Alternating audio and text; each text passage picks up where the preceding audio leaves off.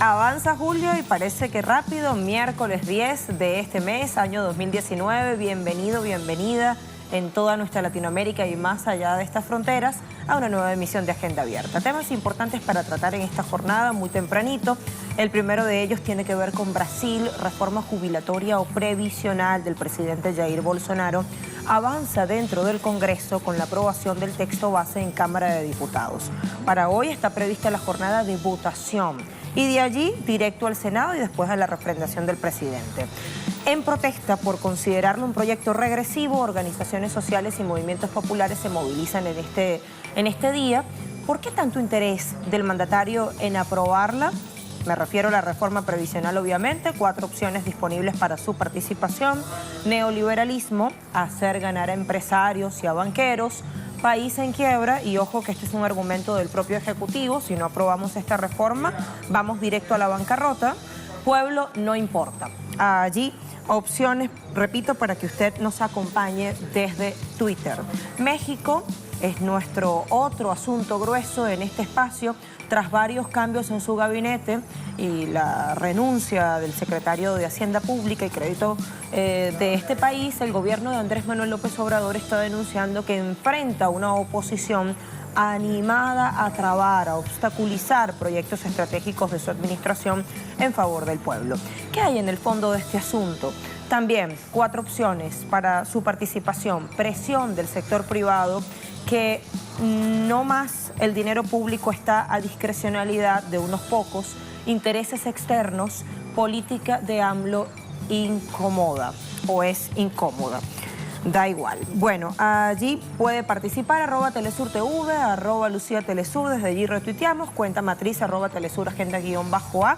Participe, acompáñenos, hay otros asuntos que vamos a estar tratando también acá en la Agenda Abierta de Telesur. Empezamos.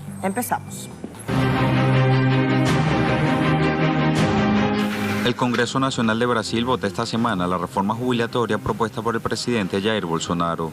La medida, considerada por la oposición y organizaciones sociales como un ajuste fiscal, implica, entre otras cosas, un incremento en la edad mínima de jubilación para 65 años, así como una media de 10 años más de aportes fiscales por trabajador. En un país donde la longevidad media no supera los 62 años, significaría para buena parte de la población morir sin jubilarse. El gobierno asegura que la iniciativa busca sanear las cuentas del Instituto Nacional de Seguro Social, que sufre un supuesto déficit. Sin embargo, expertos aclaran que en realidad el sector es superavitario y justamente por eso Bolsonaro busca esos fondos. La propuesta también establece diversas excepciones para la industria, el agronegocio, iglesias neopentecostales y grandes empresas, lo que para muchos representa claramente a quien busca beneficiar el Ejecutivo. Varios bancos deben a la contribución provisional. Varias empresas le deben. Además de eso, hay evasión fiscal, porque el gobierno no hace las debidas inversiones en la administración tributaria para que sea investigado y cobrado quien no está pagando su contribución. Adicionalmente, el propio gobierno lleva a cabo exoneraciones, es decir, que libera a las empresas de pagar. Si tenemos en cuenta todo eso, la seguridad social ha sido altamente superarbitraria. Además de cambiar la Constitución para que la jubilación deje de ser un derecho de todas y todos, Bolsonaro y su ministro de Economía, Paulo Guedes, también quieren dar apertura para la creación de fondos privados de capitalización, privatizando las pensiones y favoreciendo a los bancos. Para ser aprobado, el texto debe pasar por la Cámara de Diputados, luego por el Senado y finalmente ser refrendado por el presidente. Se espera que el día de hoy la Cámara Federal finalice su rito de votación. Bueno, ahí está la hoja de ruta que deberá cumplir ese proyecto como cualquier otro en el espacio legislativo brasileño. Vamos a sitios digitales para complementar lo que escuchábamos. Brasil de fato, PSOL acusa gobierno de cometer un crimen al liberar enmiendas parlamentarias para aprobar la reforma de pensiones. ¿Qué es lo que pasa? Que el presidente ha liberado recursos, cuantiosos recursos, a través de enmiendas parlamentarias que van dirigidas a ciertos proyectos específicos para convencer a los parlamentarios de aprobar esta reforma que está proponiendo en el sistema de seguridad social. En total, se publicaron enmiendas gubernamentales por un monto de $200 millones aproximadamente. Y de ese total, 100.000 dólares no cuentan con la autorización legislativa, según refleja el PSOL, este partido, algo que es irregular y que puede perfectamente encuadrarse en un delito de responsabilidad fiscal. Es decir, esto podría abrir un caso penal de responsabilidad contra Jair Bolsonaro. Así aseguran los parlamentarios del Partido Socialismo y Libertad, PSOL. De Brasil de Fato, migro, allí vemos UOL, reforma jubilatoria, 10 preguntas y respuestas. Para estar bien informados conviene ir a este sitio. Primer punto, la reforma necesita de 308 votos. Esto equivale a 2/3 de la Cámara Federal para poder seguir adelante. Si resulta aprobada, las personas que están a punto de jubilarse deberán ingresar en una regla de transición que prevé una media de 10 años más de trabajo y contribución fiscal. Antes eran 30, si se aprueba serían 40. La propuesta prevé un aumento del valor de la contribución. La alícuota pasaría de un máximo de 11% del sueldo para llegar a 14%. Es decir, hay que poner más en ese fondo. Servidores municipales y estadales están fuera de la propuesta para gobernadores y alcaldes, o para que los gobernadores y los alcaldes puedan hacer sus propias reformas. Allí claves importantes y ya teníamos la hoja de ruta en la pieza introductoria inicial. Algunas claves de este proyecto que será sometido a votación en diputados ahora mismo en esta jornada, de allí a las consideraciones del Senado, una Cámara más reducida, por ende mayor facilidad para que obtenga el visto bueno definitivo, y luego, como decíamos, a la refrendación del presidente, y allí acaba la hoja de ruta. Bueno, aumento de edad mínima para jubilarse, en el caso de los hombres se mantiene en los 65 años de edad. En el caso de las mujeres pasaría de 60 a 62. También se aumenta el tiempo de contribución fiscal, como decíamos, los hombres 20 años, las mujeres 15. La pensión dejará de ser una media entre los últimos 10 mejores sueldos para ser una media de todos los sueldos. Para cobrar el valor integral de ese beneficio, cada trabajador tendrá que haber contribuido por lo menos durante 4 décadas con impuestos, que van directo a un fondo que ahora sería privado. Bueno, allí algunas claves importantes de lo que está ocurriendo. Veamos ahora, para cobrar allí el valor integral, el trabajador deberá contribuir por lo menos 40 años con impuestos. Lo que decíamos, primer tópico de lo que está en pantalla, policías, profesores, servidores públicos, municipales y estadales tendrán regla diferenciada, lo que reflejaba UOL. Gobierno justifica el proyecto con economizar 250.000 millones de dólares en 10 años. Sin embargo, el presidente dejó exentas a empresas agrícolas de pagar 20.000 millones de dólares en impuestos jubilatorios. Esto sí que nos da una clave de lo que podría estar en el fondo de este asunto y responder a esa pregunta generadora que hacemos en Twitter. ¿Por qué tanta prisa, por qué tanta urgencia del presidente Jair Bolsonaro por ir adelante con este proyecto? Bueno, allí puntos importantes. Claves de la reforma jubilatoria. Bueno, si les parece, vamos a otros puntos. Allí tenemos para ubicar panorama laboral de Brasil, que también esto nos da cifras importantes de qué va a pasar. Bueno, fíjense, nada menos que un contexto en el cual 13 millones de personas están desocupadas o desempleadas, 12,7% de la población. 5,2 millones están buscando trabajo a un año o más. 4,8 millones han desistido de buscar una plaza de trabajo, 62 años, media de expectativa de vida en algunas regiones, es decir, la longevidad media es de 62 años, 28,5 millones de personas están subempleados, 24 millones de trabajadores son cuentapropistas y 40% de la población empleada está en el sector informal. Bueno, así el panorama laboral de Brasil en este momento y allí la ubicación en nuestro mapa mundi. Nacho Lemus se suma con más detalles en clave informativa desde la propia República Federativa del Brasil. Buen día, Nacho.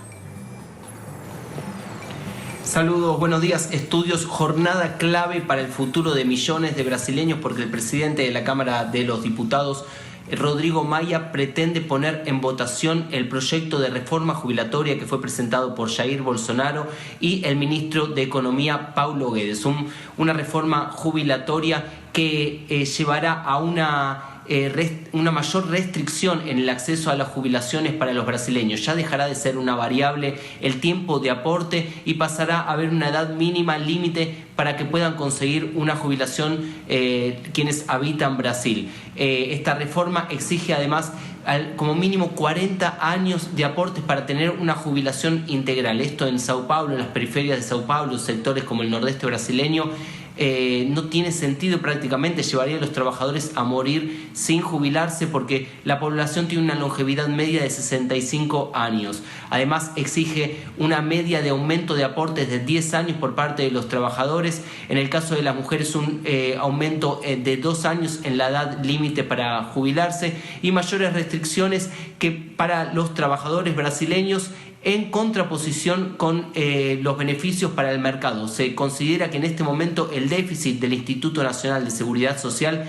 es 3 veces menor que la deuda de grandes empresas con esta institución y ese déficit es la excusa que utiliza el gobierno de Jair Bolsonaro para llevar a cabo esta reforma jubilatoria. Además hay que recalcar que hay sectores que han sido beneficiados con una excepción dentro de la reforma. No participarán de esta reforma militares, tampoco lo harán las iglesias neopentecostales y tampoco lo harán las grandes empresas y los grandes exportadores del agronegocio. En ese sentido, una clara división entre los beneficios para estos sectores de grandes capitales y para los trabajadores brasileños.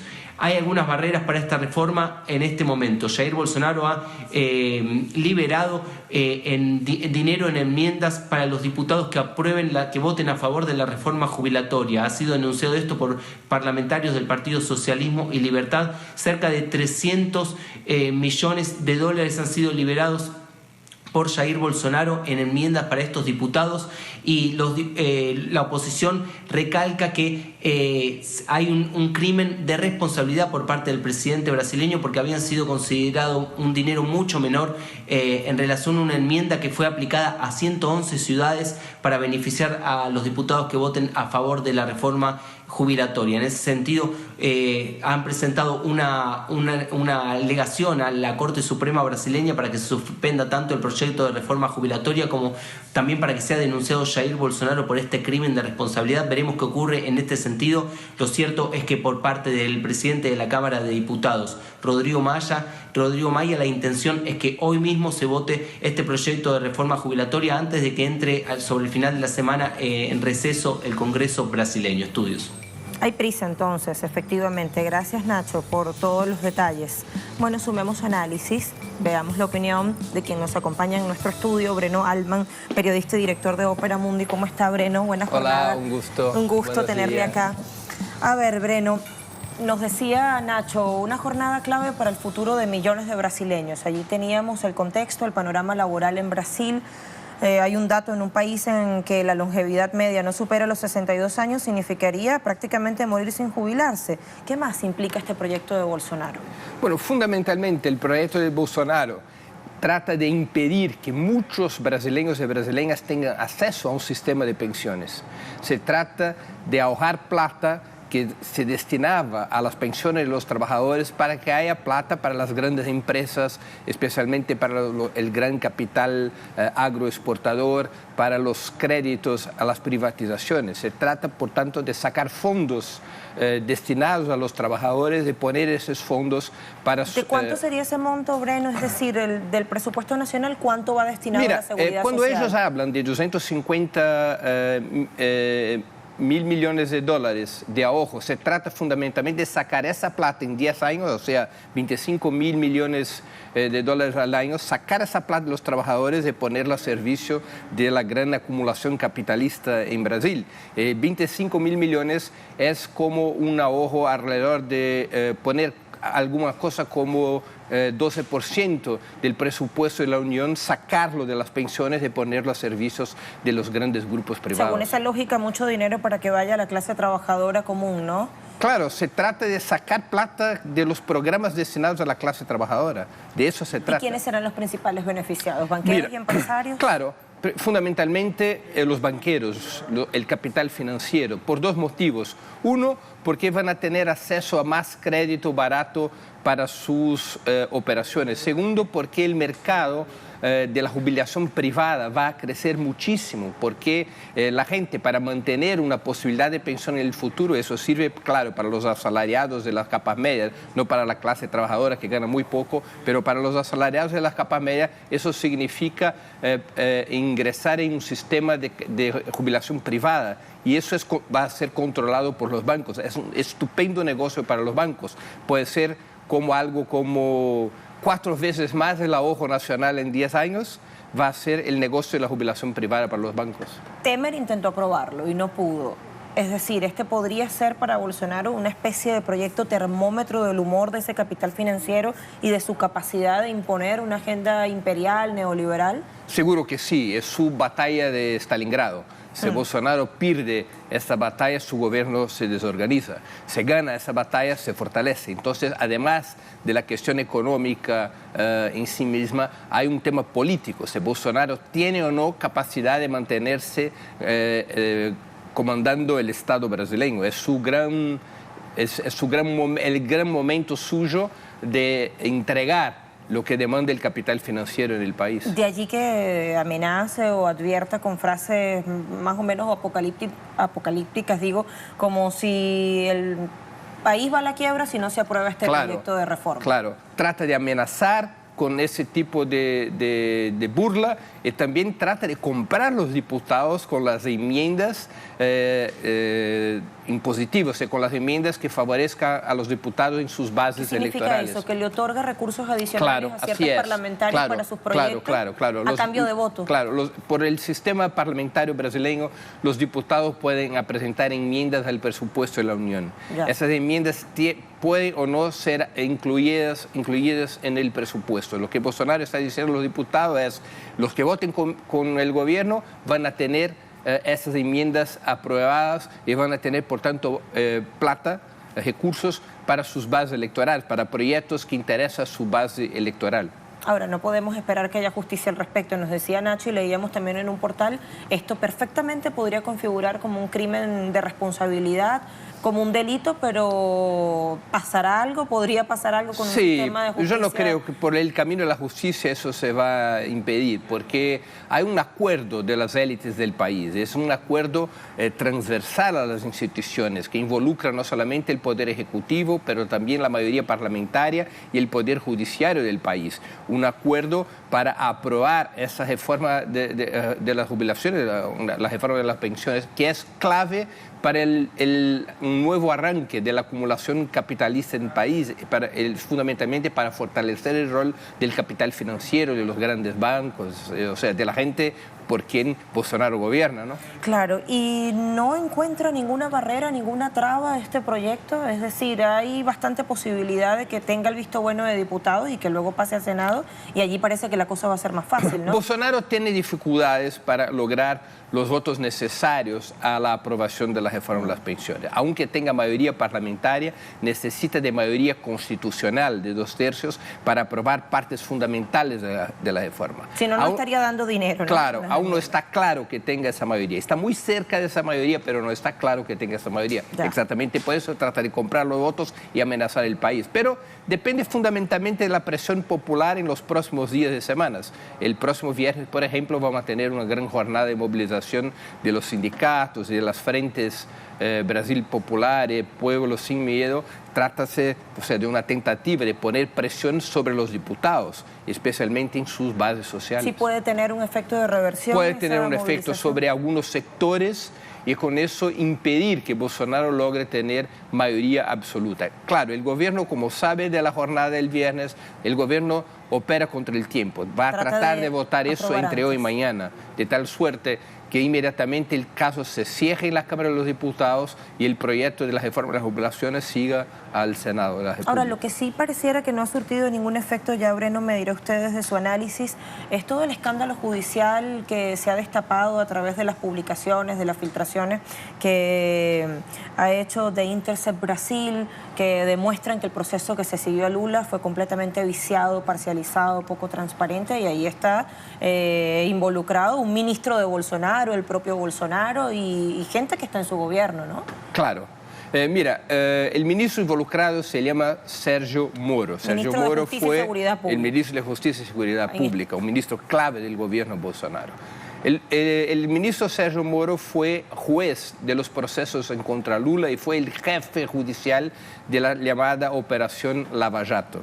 La Operación Lava Jato es clave en la ofensiva conservadora que ocurrió en Brasil desde el 2015, cuando se logró tumbar la presidenta Dilma, prender al expresidente Lula y manipular el proceso electoral sacando al expresidente de la carrera presidencial y garantizando con eso la elección de Bolsonaro.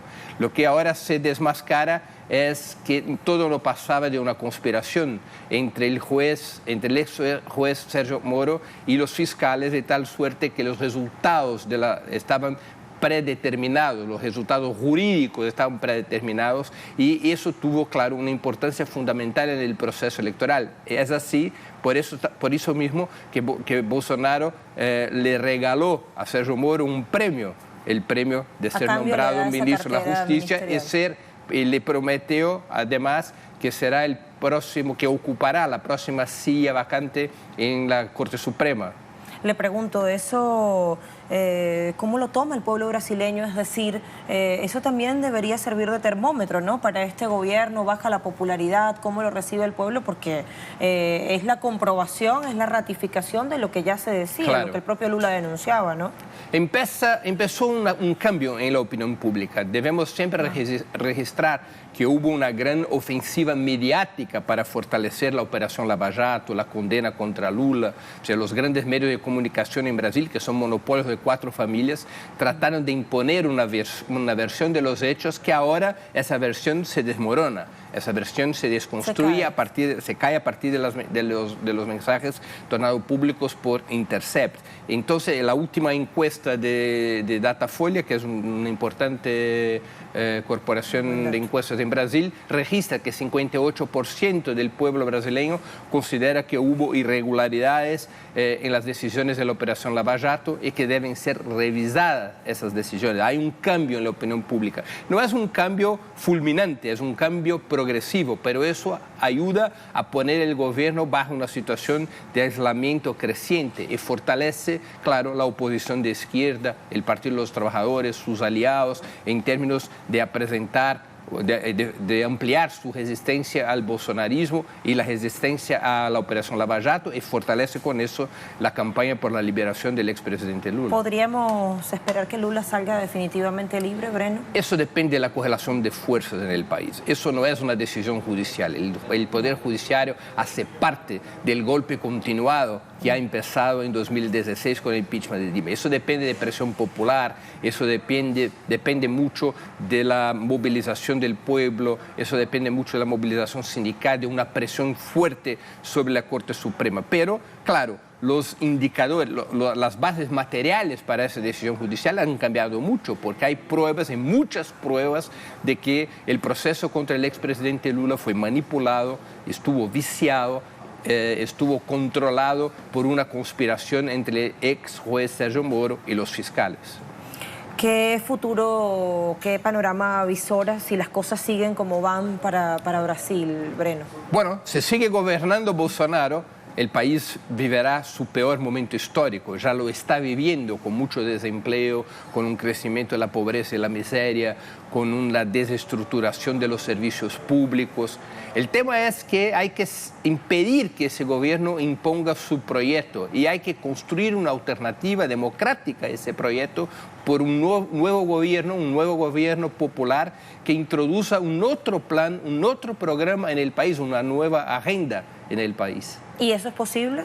Es posible, claro, ya fue posible en el pasado y volverá a ser posible. La izquierda brasileña, aunque tenga sido derrotada desde el golpe de Estado de 2016, aunque tenga sido derrotada en las elecciones de 2018, sigue manteniendo una fortaleza, o sea, sigue manteniendo una fuerza social y electoral y se está reestructurando, está construyendo su unidad, está reconstruyendo un programa para el país. Quizás no tenga fuerza hoy para impedir que Bolsonaro Bolsonaro siga gobernando con ese programa, pero acumula fuerzas para reconstruirse como una alternativa de poder y gobierno en el país. Breno, para estimular la participación de nuestra audiencia que se conecta a través de Twitter en simultáneo, preguntamos por qué tanto interés del presidente en aprobar esta reforma jubilatoria que por estas horas se somete a votación en la Cámara de Diputados y luego pasa al Senado. 32% se decanta por la primera opción que dice neoliberalismo. El 29% cree que el interés tiene que ver con hacer ganar a banqueros y empresarios, que va un poco en sintonía de lo que responde nuestro invitado. 15% dice el país está en quiebra y 24% dice el pueblo sencillamente no importa. Así está la correlación de fuerzas de los votantes en Twitter. Bastante realista. Sí, bastante realista. Gracias, Breno, por haber concedido este tiempo a Telesur. Muy amable por haber hecho el esfuerzo de venir acá. Gracias. Allí teníamos a Breno Altman, periodista, director de Ópera Mundi, acompañándonos en nuestro estudio. Cerramos tema Brasil, pausa y nos preparamos para el siguiente. Espérenos.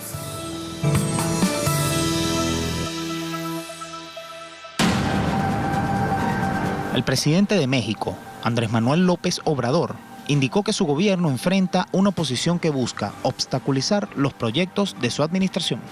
A la renuncia del ministro de Hacienda y Crédito Público mexicano, Carlos Ursúa, también se sumaron los titulares de las carteras del Instituto Nacional de Migración de México, de la Comisión Ejecutiva de Atención a Víctimas de México, de la Comisión Reguladora de Energía, así como el titular del Instituto Mexicano del Seguro Social y la Secretaría de Medio Ambiente y Recursos Naturales.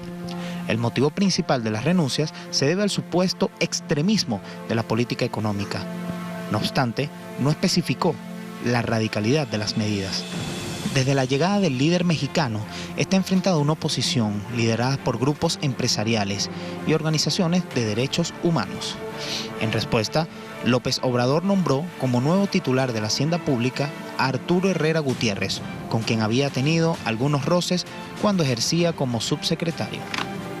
Hoy, en Agenda Abierta, analizaremos el plan de gobierno del presidente Andrés Manuel López Obrador y por qué ha obtenido un fuerte rechazo y estigmatización por parte de la hegemonía de medios privados y los partidos políticos tradicionales del país centroamericano.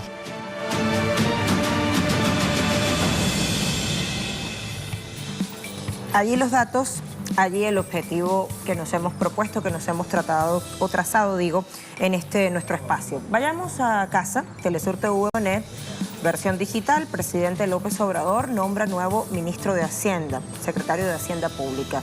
A través de un mensaje que fue distribuido en Facebook, el mandatario Andrés Manuel López Obrador presentó a Arturo Herrera como nuevo titular de esta cartera. López Obrador dijo que su gobierno seguirá con todas las reformas necesarias para acabar con corrupción y con impunidad.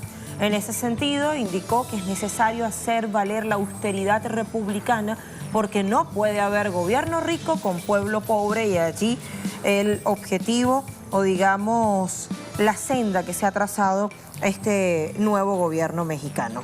Me voy a Notimérica. Nuevo ministro de Hacienda descarta una recesión económica en México. Bueno, allí debajo de la foto se lee: nuevo ministro de Hacienda de México, Arturo Herrera, asegura este martes que no ve recesión inminente a pesar de las expectativas de los analistas de una mayor debilidad en la economía del país. Y esto sí que nos da una clave para saber qué está pasando, si la cuestión es meramente económica o hay también intereses políticos allí que se combinan. Bueno, política económica del presidente Andrés Manuel López Obrador. Decíamos que queríamos ir hacia allá. Algunos ítems que destacan: reducción del 50% o de 50% del IVA, impuesto al valor agregado, reducción en 20% del impuesto sobre la renta, internacionalización de los precios de la gasolina, aumento del salario mínimo legal, apoyo al Tratado de Libre Comercio reestructurado, renegociado, conocido por su sigla como TEMEC, impulso de la industria petrolera, implementación de subsidios para sectores vulnerables e históricamente desatendidos. Mucho más tiene para aportarnos desde Ciudad de México, evidentemente, mucho más desde el lugar de la noticia, Eduardo Martínez, nuestro corresponsal. Eduardo.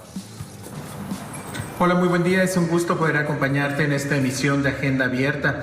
Efectivamente, tal como lo adelantabas, el día de ayer se dio esta renuncia del secretario de Hacienda, ahora exsecretario de Hacienda, Carlos Ursúa. De inmediato, el presidente Andrés Manuel López Obrador nombró a Arturo Herrera en su lugar, quien venía siendo el secretario de la Hacienda y Crédito Público y que ahora tiene en sus manos el manejo del erario y sobre todo de cómo se va a configurar el presupuesto nacional, no solamente durante lo que resta de 2019, sino también para los próximos años en la administración del presidente López Obrador. Se trata de la renuncia de mayor jerarquía, por decirlo de alguna manera, que se ha suscitado durante el gobierno actual, que lleva unos 7 meses. Recordemos que había con anterioridad acontecido la renuncia de quien fuera la secretaria de Medio Ambiente y también ha habido otros cambios en el gabinete, pero que han sido de menor rango en el Instituto Mexicano del Seguro Social, en el Instituto Nacional de Migración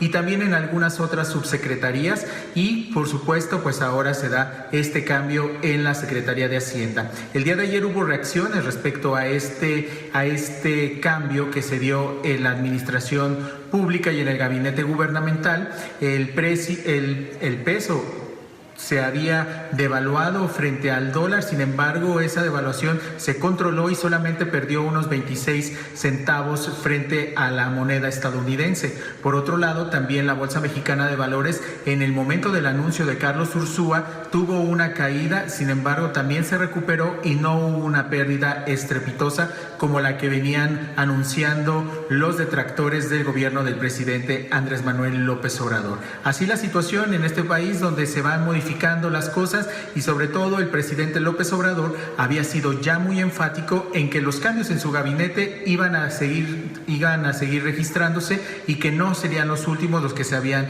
registrado con anterioridad y es por eso que él se muestra confiado y continuará, dice él, con los cambios que él ha venido planteando con este nuevo proyecto conocido como la Cuarta Transformación de México.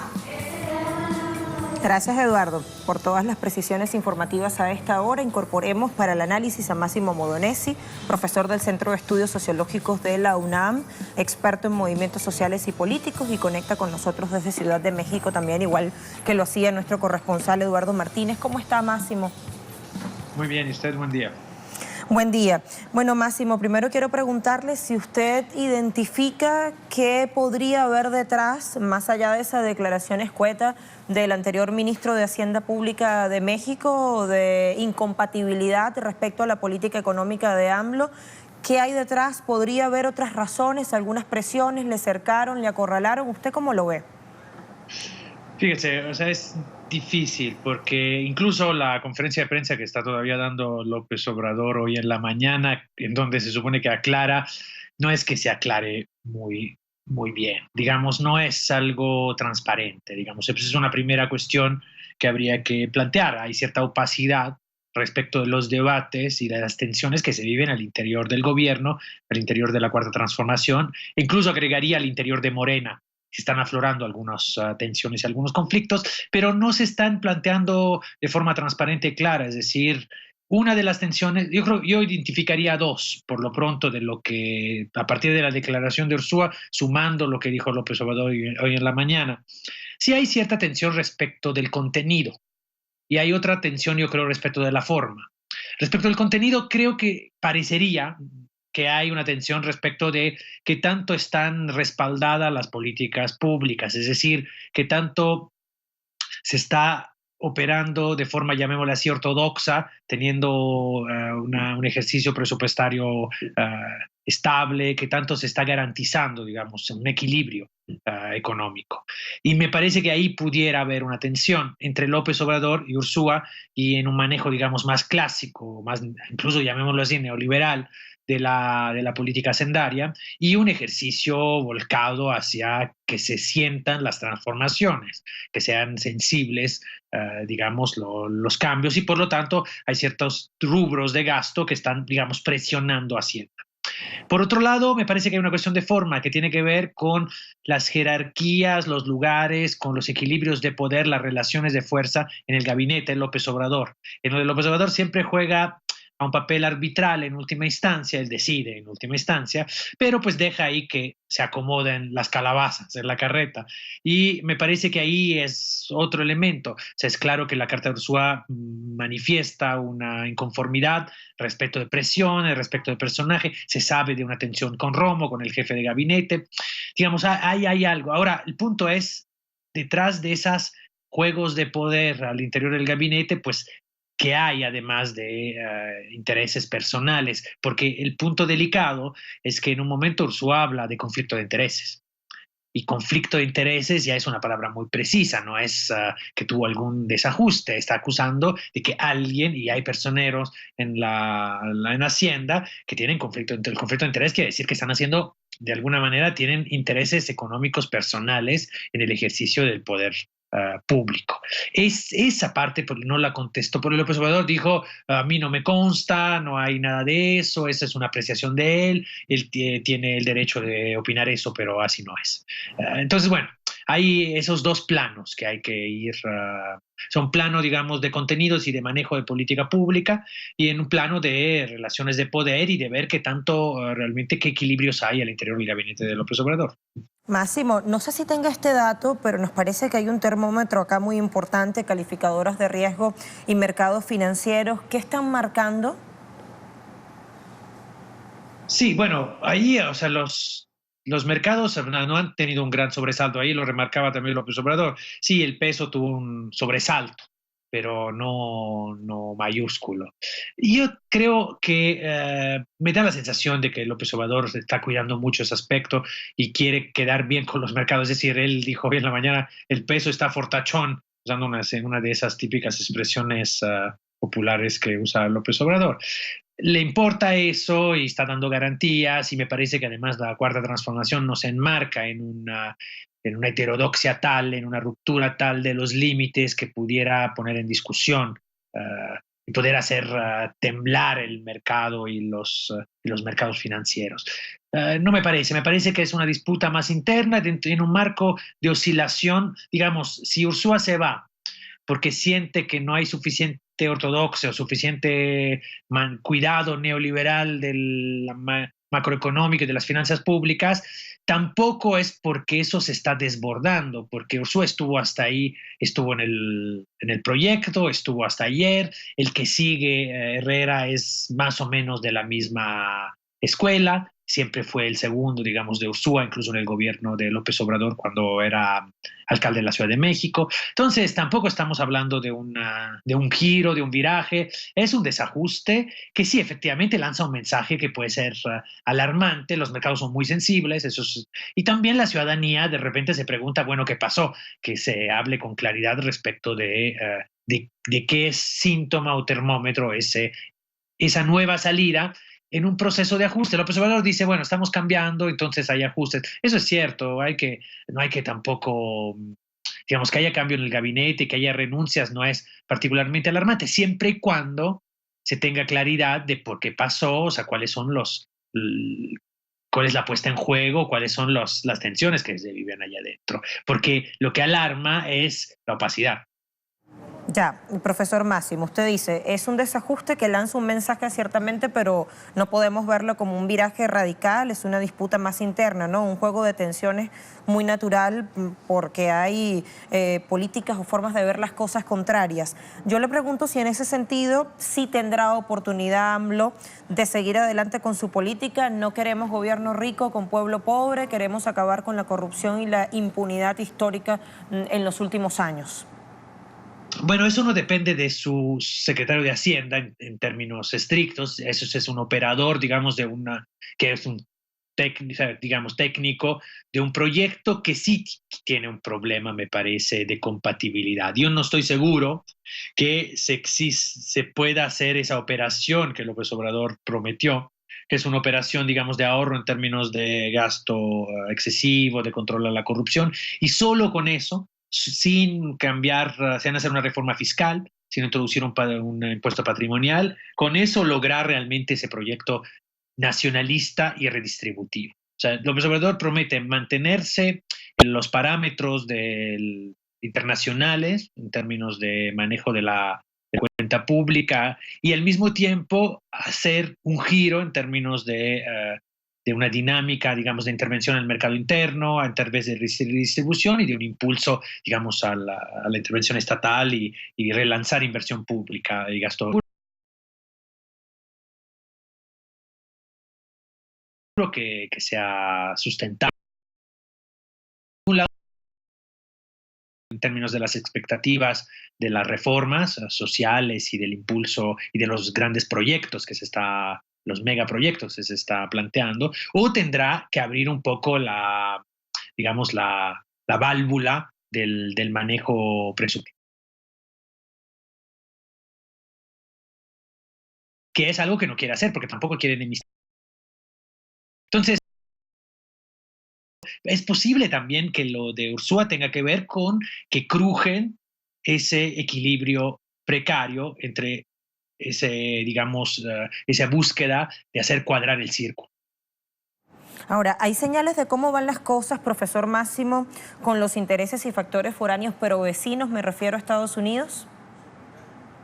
No he visto ahora declaraciones, pero me parece que en el terreno económico no ha habido mayores tensiones. Se ha dado la cuestión migratoria que ha estado, digamos, amagando Trump con también una cuestión aduanal y de poner impuestos, pero me parece, digamos, que ahí no hay.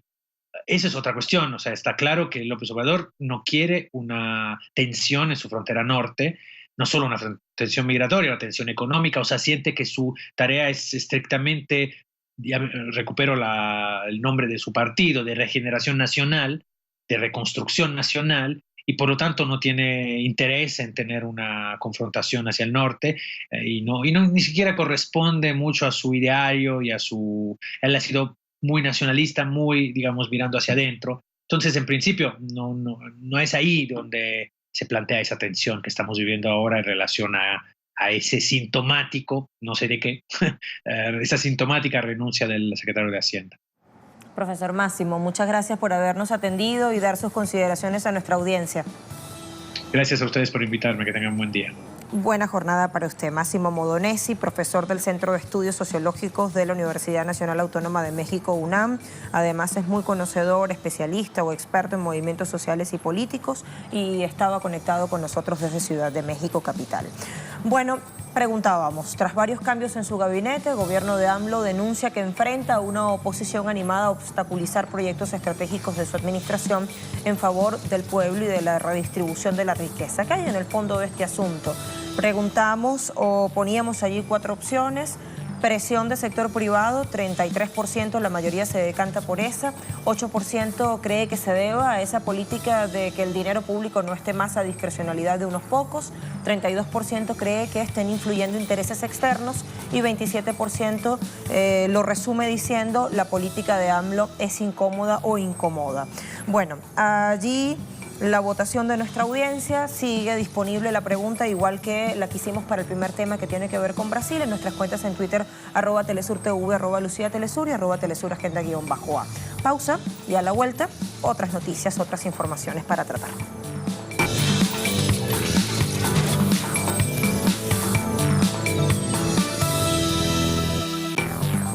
De vuelta en nuestra agenda abierta este miércoles 10 de julio de 2019 y damos la bienvenida especial a nuestro compañero de deportes, Enrique Guevara, Lucía? Que se estrena hoy con nosotros en Agenda Abierta. Ha sido un placer para mí estar aquí con todos ustedes y por supuesto con Agenda Abierta porque le tenemos mucha información del acontecer deportivo.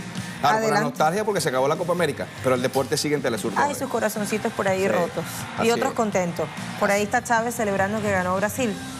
Así es la cosa, dice. Adelante, Enrique, el tiempo es suyo, aproveche.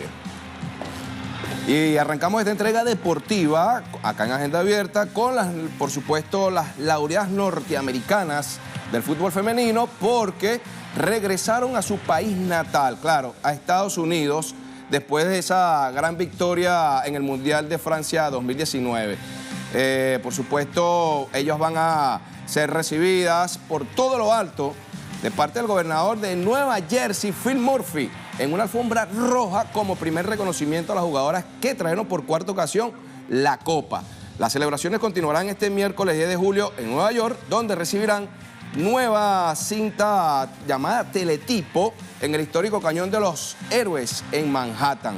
Es importante resaltar que la capitana Megan Rapinoe y la delantera Alex Morgan reiteraron una vez más que no van a acudir a la invitación de la Casa Blanca de parte del presidente de los Estados Unidos, Donald Trump, al no estar de acuerdo con sus políticas migratorias y sociales. Y cambiando de tema, más no de disciplina, comienzan los partidos de la siguiente fase en la Copa Africana de Naciones. Y es que el primer de los encuentros de estos cuartos de final será entre Senegal y Benín en el estadio 30 de junio.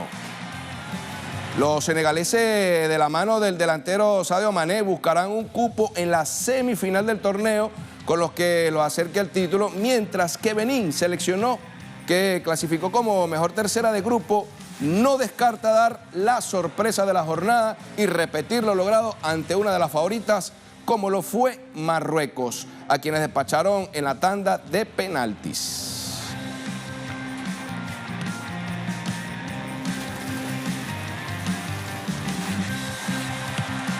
Pasamos al tenis y a continuación del Wimbledon, tercer torneo o Grand Slam que este martes dio inicio a los cuartos de final.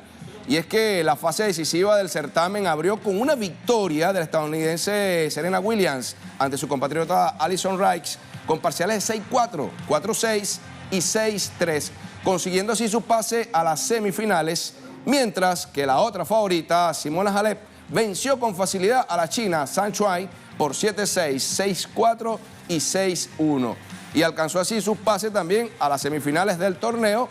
Y por otro lado, este día miércoles, los cuartos de final masculino, el argentino Guido Pella se medirá al español Roberto Bautista, mientras que el plato fuerte de la jornada la harán Rafa Nadal, Roger Federer, Novak Djokovic y Kei Nishikori, quienes van a buscar su pase a unas semifinales donde nos espera mucho nivel en el mundo del tenis.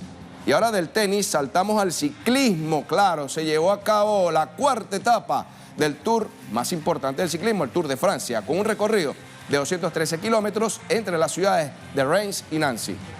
El ganador de la jornada fue el italiano Elia Viviani al cronometrar 5 horas 9 minutos y 20 segundos por segundo día consecutivo. El equipo Quick-Step se apoderó del primer lugar, puesto que en el recorrido del pasado martes fue el francés Julian Alaphilippe quien se quedó con la primera casilla en la disputa de la tercera etapa. El colombiano Egan Bernal finalizó esta cuarta válida en el 24º puesto, descendiendo 12 posiciones con respecto a la clasificación del pasado día martes. Pero sin embargo sigue afianzándose en el sexto lugar de la general a 40 segundos del líder Alaphilippe. Anoche se disputó la edición número 90 del Juego de las Estrellas del béisbol de las Grandes Ligas en el Progress Field de Cleveland, donde la Liga Americana se impuso a la Liga Nacional 4-3. La tolería del joven circuito pudo hacer las anotaciones necesarias en un juego muy cerrado durante las primeras 6 entradas. El final fue decidido por un cuadrangular del estadounidense Joey Gallo y el lanzador Shane Bieber fue el más valioso del encuentro. Por los latinos vieron acciones los venezolanos Ronald Acuña Jr., Gleyber Torres y Wilson Contreras. Los dominicanos Ketel Marte, Gary Sánchez, Carlos Santana, Jorge Polanco, Luis Castillo, Sandy Alcántara y José Berríos. Y por el Puerto Rico, Francisco Lindor, Javier Báez, y los cubanos también estuvieron allí, José Abreu, Yusmani Grandal y Haroldis Chapman. Por ahora, esto es lo que tenemos ustedes para el segmento de deportes en Agenda Abierta. Para mí ha sido un inmenso placer, pero no se despeguen de las pantallas de Telesur porque el deporte continúa a partir de las 11 de la mañana, hora Venezuela, aquí en los estudios de Caracas, Venezuela. Allí tiene la hora, 11 de la mañana, Caracas, sí. Venezuela, la cita para ver a Enrique Guevara en la emisión de Telesur Deportes, a nuestra compañera Yanel Lozada, también está José Daniel López, estos dos desde Quito, Ecuador. Llegamos al final de la Agenda Abierta, gracias por confiar, gracias por sintonizar, nos vemos en las próximas horas, hasta pronto. Chao, chao. Gracias, Enrique.